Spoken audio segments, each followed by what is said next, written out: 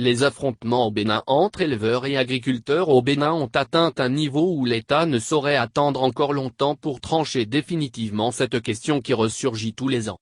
De nouvelles dynamiques mises en place dans ce cadre sont annoncées aux différentes parties prenantes qui doivent suivre les orientations tracées par le gouvernement, pour un mieux vivre au sein de la communauté. Le gouvernement a une nouvelle vision par rapport à la transhumance pour une harmonie au sein de la communauté. Le Bénin, au regard des nouvelles mesures envisagées par le gouvernement, entend désormais éviter les conflits entre éleveurs transhumants et agriculteurs, lesquels ne manquent pas de dégâts.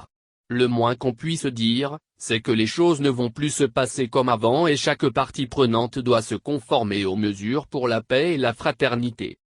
Il s'agit, selon les autorités gouvernementales, le 6 août dernier à Tanguy-État devant les acteurs de l'élevage et des élus à divers niveaux, d'une question de responsabilité collective pour la cohabitation pacifique entre éleveurs et agriculteurs. Nous avons intérêt à prendre les choses au sérieux et très tôt, sinon le mal ira en s'aggravant. Quand on regarde de près, ce qui oppose c'est la terre. L'enjeu, c'est le contrôle de la terre qui devient de plus en plus précieuse. Simplement parce que la population augmente, le nombre de bêtes aussi, a indiqué Alassane Seydou, ministre de l'Intérieur et de la Sécurité publique. Par rapport à cette question, le gouvernement est en train de travailler depuis des années, et des dispositions sont envisagées pour mettre fin à tout ce qui se passe dans ce secteur, affirme Alassane Seydou. Au premier plan des mesures pour régler les conflits qui opposent les agriculteurs aux éleveurs, la sédentarisation de l'élevage et la lutte contre l'impunité. Une mesure radicale, selon Alassane Seydou, mais durable et qui facilitera l'idée de la mécanisation de l'agriculture, l'une des options du régime. Ainsi, un seul producteur peut emblaver des dizaines d'hectares, donc une surface agricole assez vaste. C'est dans cette dynamique que les mesures du gouvernement sont envisagées, à en croire le ministre de l'Intérieur. Si on ne prend pas des mesures radicales, si on ne trouve pas des solutions radicales et durables, on risque d'aller à des conflits de grande ampleur. Ce qui serait regrettable pour nous.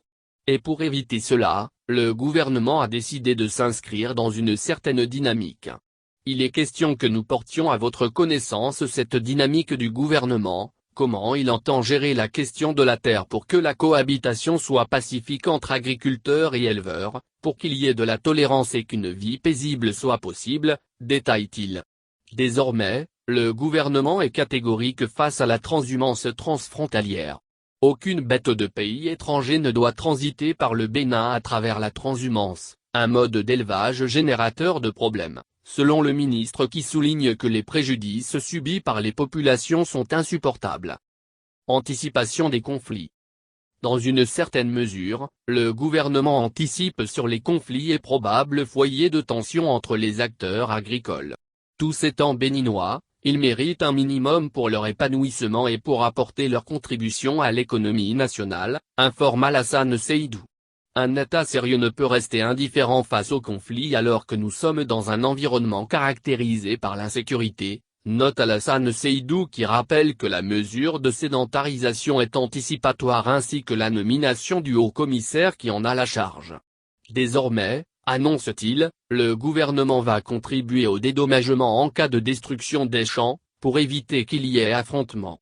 Les différents espaces devant accueillir les éleveurs pour les sédentariser seront identifiés pour sortir enfin de l'élevage itinérant générateur de problèmes aux conséquences sociales inacceptables. L'intérêt ici, avec cette mesure, c'est que ces éleveurs pourraient bénéficier des infrastructures socio-communautaires de base, pour vivre et s'épanouir. L'État envisage la construction des écoles pour donner la chance aux peuples de s'instruire pour compter aussi des intellectuels dans leur rang. Il faut dire que l'eau et le fourrage nécessaires à la survie des animaux ne feront pas défaut, selon les autorités. Les maires et élus locaux désormais impliqués. Le gouvernement compte sur les élus locaux et communaux pour éradiquer les conflits. Les maires, chefs d'arrondissement, chefs de village et quartiers de ville doivent participer et dans l'exercice de leurs fonctions, ils doivent faire preuve d'équité, d'impartialité, de sens de droiture, ils ont intérêt à bien faire les choses, pas de prise de position par rapport à votre origine ethnique, ni par rapport à votre attachement à tel ou tel citoyen, informe Alassane Seydou. La participation des maires des communes du Bénin au règlement pacifique des différends entre éleveurs et agriculteurs sera un indicateur de performance qui va déterminer la nomination prochaine des élus au poste de maire. Faites les choses normalement et désormais cet élément sera un facteur d'appréciation, un indicateur de performance des maires. Si dans votre commune, on enregistre trop de cas de conflits et d'affrontements entre agriculteurs et éleveurs, ça veut dire que vous êtes contre-performant, vous ne faites pas le travail d'information, de sensibilisation et d'éducation des populations, avertit Alassane Seydou. Il est convaincu que les élus ont les atouts pour aider le gouvernement à atteindre son objectif. Le gouvernement va présenter les résultats à la fin de l'année, les partis certainement vont en tenir compte pour désigner les maires. On ne désignera pas un maire qui compromet le développement de sa commune. J'insiste parce que dans certaines localités, il y a des élus qui prennent position en faveur de tel ou tel groupe.